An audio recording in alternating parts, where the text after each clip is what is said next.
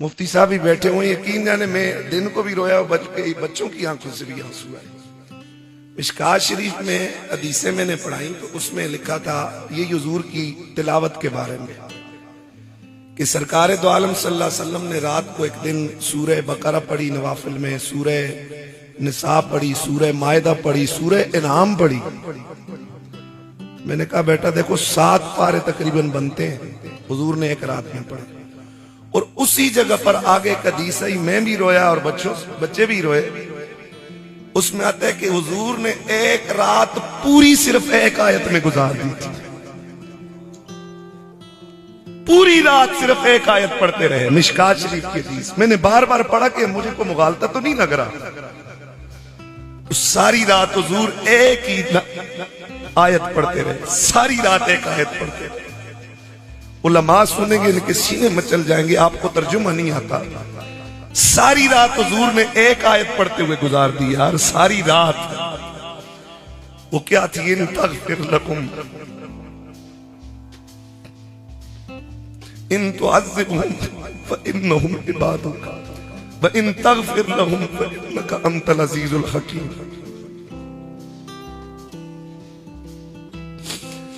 ساری رات حضور نے پوری رات ایک آیت پڑھنے میں گزار دی۔ اس میں کیا تھا؟ سرکار اللہ سے بار بار یہ کہہ رہے تھے کہ یا اللہ اگر تم انہیں عذاب دے تو تیرے بندے ہیں، لیکن اگر تم انہیں معاف فرما دے تو تم بخشنے والا مہربان ذات ہے۔ ساری رات یقین جانے میں اس وقت سے لے کر ابھی تک میں محفل کے مفتی صاحب کہہ رہے تھے نا، سرکار نے ساری زندگی ہمیں یاد رکھا۔ کون ہے یار کہ ساری رات کھڑا ہو کر صرف امت کی بخشش کا سوال ہے؟ ساری رات۔ اگر ہم نے یہ تھوڑی دیر حضور کی یاد میں گزار دی تو یہ وہ نہیں، حضور کے بڑے احسانات ہیں ہم پر یار۔ ہمارا ایک ایک سانس رسول اللہ کا مقروض ہے، ہمارا ایک اقبال رسول اللہ کا مقروض ہے۔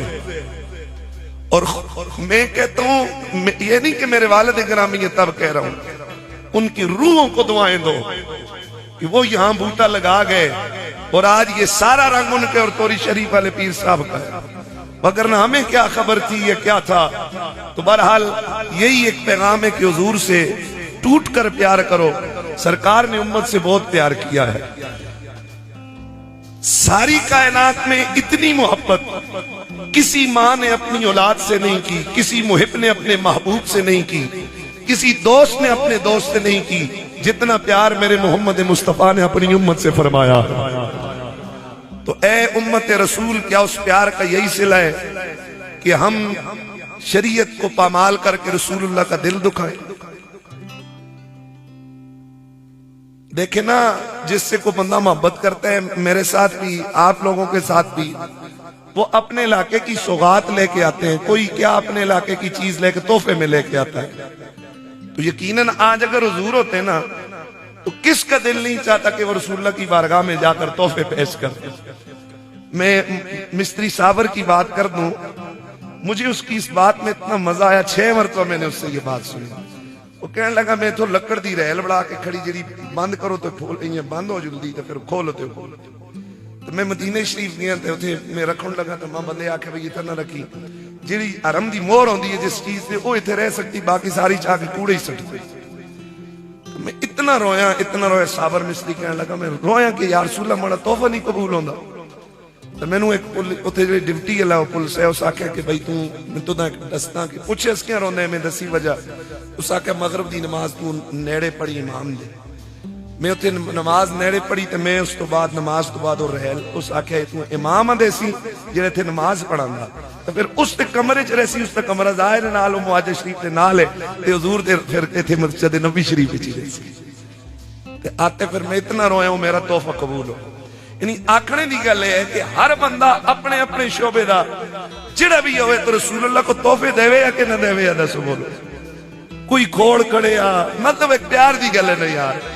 حضور ہے نا چیزیں دی کڑی لوڑ، لیکن الحب یزرو بالید، محبت ہاتھ سے ظاہر ہوتی ہے نا۔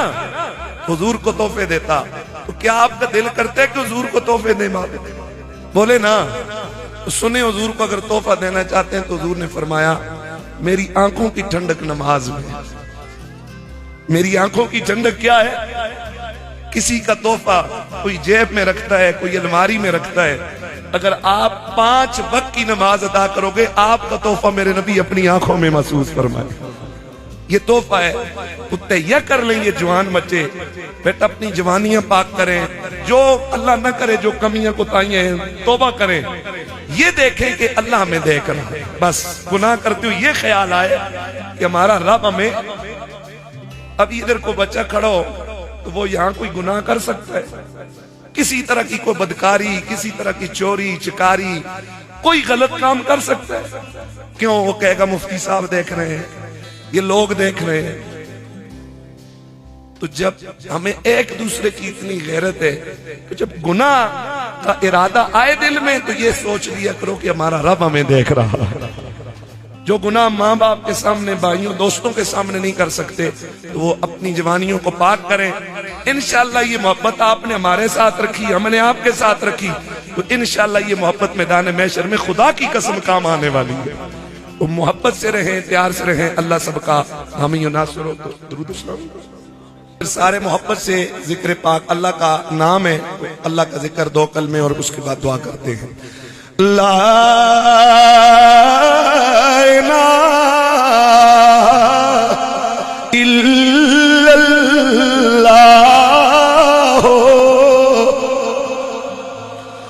الہ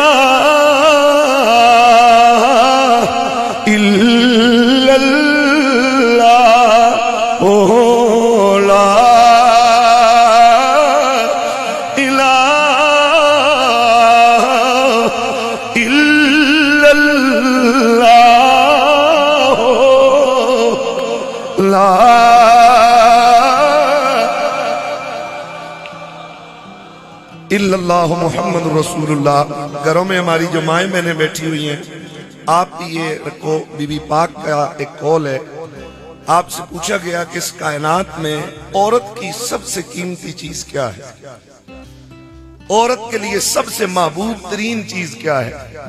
تو آپ نے فرمایا اس کائنات میں عورت کی سب سے قیمتی متاع یہ ہے کہ کبھی غیر محرم کی نگاہ اس کے پردے پر نہ پڑے. اس لیے خواتین بھی اپنے ایمانوں کی حفاظت کریں. مرد حضرات بھی، سب نے قبروں میں چلے جانا ہے.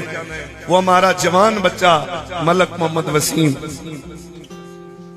یہ جوانوں آپ سب کے لیے، ہم سب کے لیے وہ پیغام چھوڑ کے گیا کہ آج میں ٹریا کل تو ٹرسی.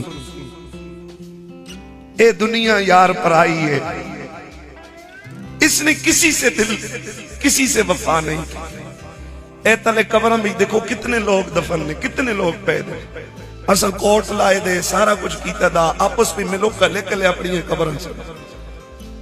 تو وہ دن دور نہیں، سب موت کے لیے پیدا ہوئے. زندگی کی شام ہونے والی ہے. در جوانی توبہ کردن. گناہ کس سے نہیں ہوتے؟ گناہوں سے پاک صرف نبیوں کی ذات. کس سے نہیں ہوئے یا نہیں ہوتے؟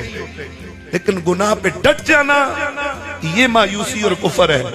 گناہ کے بعد توبہ. میں ایک دن حدیث پاک پڑھی، وہ دودھ بیچنے والا بندہ ہے، وہ کہنے لگا مفتی صاحب مجھے اس حدیث نے اتنا سہارا دیا، اتنا سہارا دیا کہ میں رات کو بھی روتا رہتا ہوں. وہ جب کبھی یاد آتی ہے کہ حضور کے حدیث کا مفہوم ہے کہ اگر تم سارے نیک ہو جاؤ لذہب اللہ بکم، اللہ تم سب کو فنا کر دے، ختم کر دے، اور پھر ایسوں کو پیدا کرے کہ جن سے کچھ گناہ بھی ہوں اور گناہوں کے بعد اپنے رب سے توبہ کرتے.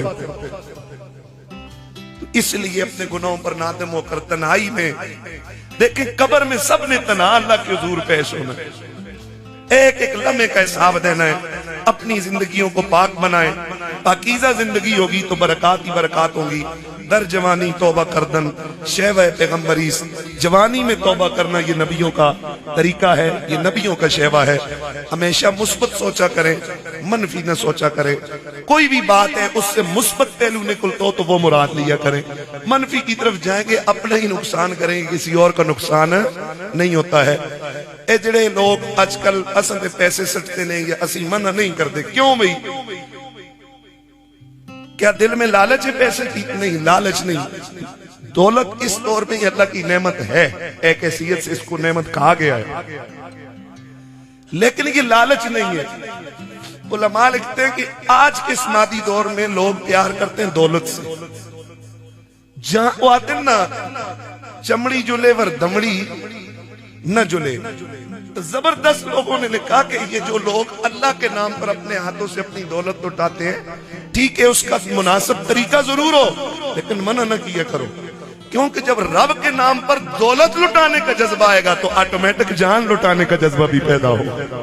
क्योंकि आज पैसे को लोगों ने जिस्म से ज्यादा कीमती बनाया हुआ है। तो बहरहाल ये हम नहीं कहते कि हमारे ऊपर फेंकें, ये कि अल्लाह का करम है, अल्लाह का फजल है, आप लोगों की दुआओं का सदका है। लेकिन अगर कोई करते हैं तो बहरहाल मैंने इशारा कर दिया है, मुस्बत सोचा करें, मनफी न सोचा करें। बाकी हर एक की सोच का अपना जाविया है। अल्लाह सब हामी नासर खड़े हो जाए। दरूद सलाम के दोषे खतीब है बल्कि साकब शाह साहब आए।